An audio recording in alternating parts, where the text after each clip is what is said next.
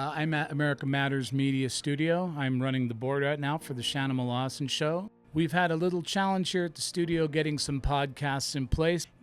So my goal right now, and in fact the goal of a few of us here at the station, is to get the ownership to approve the podcasting and begin down that road and do something completely different.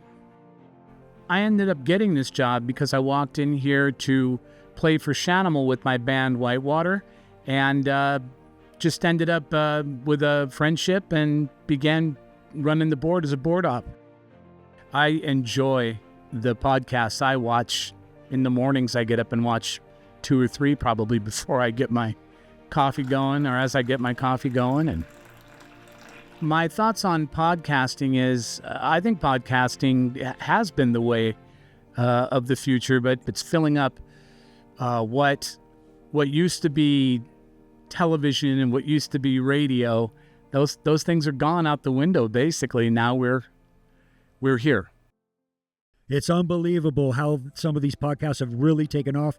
They're very informative. I do watch podcasts as I'm working because I'm constantly on the mission to learn more and more. So in that respect, podcasting is great because you can listen to it while you work. If we can show that it's a money-making venture, then we can actually sell it, start podcasting, have a podcast studio built right here. We've already talked about that. There's room here to have a podcast studio. And we can repurpose parts of the studio. We can have a podcast booth. There's no doubt about it. We could even have a couple of them. So the equipment is, the new technology is unbelievable.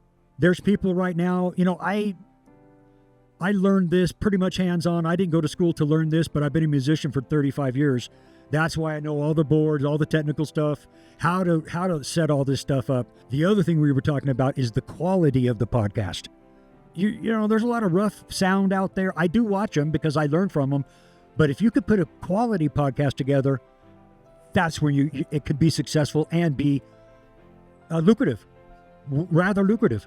I mean, for $2,000, you could start a whole podcast studio, a couple grand. I mean, that's a couple cups of coffee nowadays. So actually, between $1,000 and $2,000, and even on the lower end, you can even do a lower end podcast like that.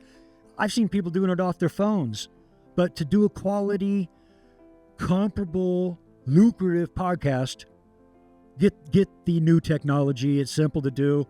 You can hook it up in 5 minutes and you're on the road. I was in Reno when I started. I started at a little mall called the Reno Town Mall. I was the first radio station in America to actually go into a mall in front of a live audience.